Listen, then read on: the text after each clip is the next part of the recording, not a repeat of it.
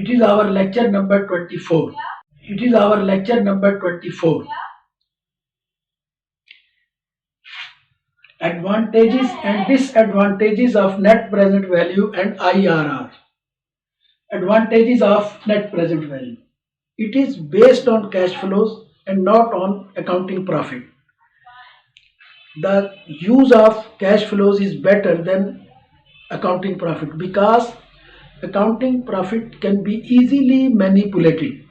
Second, the net present value considers all cash flows.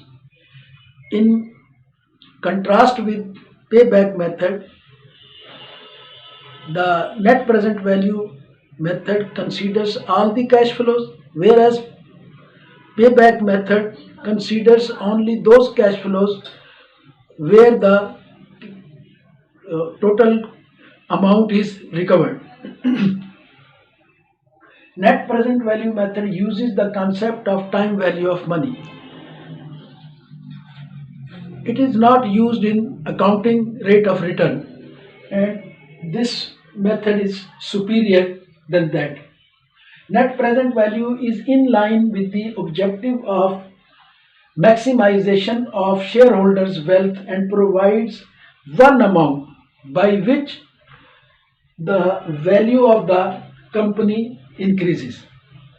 Now the disadvantages are this method is too difficult to use, especially by those not having financial education. The second disadvantage of net present value is the discount rate to be determined for a particular project is somewhat difficult.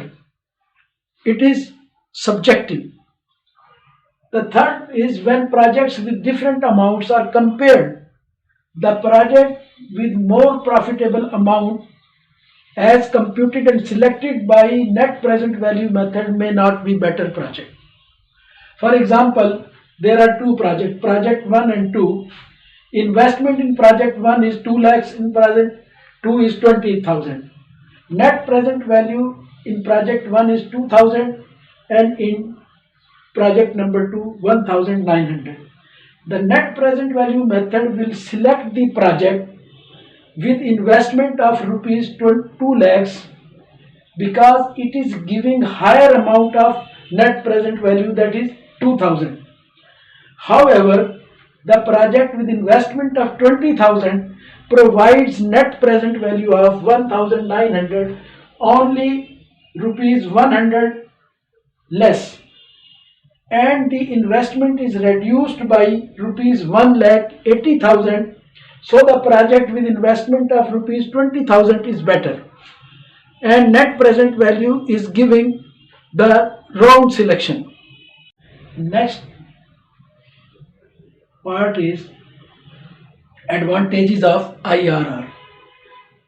The advantages are it considers the concept of time value of money. Second, it takes into account all the cash flows generated by the project. Third is the percentage figures is more meaningful for management than a money value provided by the net present value method. Fourth, the percentage figure makes sound and uniform ranking of projects. And the last is it does not require cost of capital for appraising the projects because by error and trial and error we put a cost by our will and then calculate the IRR. Now the disadvantages of IRR. The number one disadvantage is it is more difficult to determine and use. Generally, the people in the organizations are not having financial education, so the calculation of IRR and the understanding of IRR is very little. It implies that earnings are reinvested at IRR. What is the rate determined as IRR is supposed to be reinvested rate, whereas In case of net present value, the earnings are reinvested at company's cost of capital. The company's cost of the capital is a real rate. These should be reinvested at the cost of capital. Whereas IRR is not so reasonable. Number three, the IRR is a relative measure and not the absolute measure. However, the net present value is an absolute measure. The IRR method cannot differentiate between projects like given below. In this project, you can see one project the investment is 2 million and in other 2000, but the rate is 12%. The IRR will not differentiate between these projects.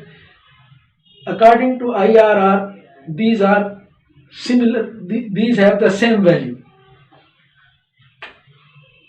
The IRR method will select a project with higher percentage and not with more amount. The IRR will select project number 2 from the following projects.